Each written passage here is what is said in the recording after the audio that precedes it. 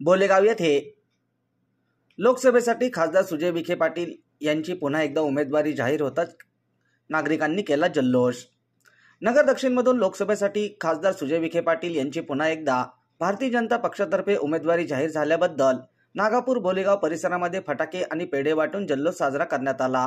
यावेळी शिवसेना युवा सेनेचे जिल्हा प्रमुख आकाशदादा कातोरे, दत्ता पाटील सप्रे, आबाशेठ कातोरे, धामणे मेजर, पाटील मामा, कमलेश कोळपकर, आकाश सागर सप्रे आणि परिसरातील नागरिक उपस्थित होते।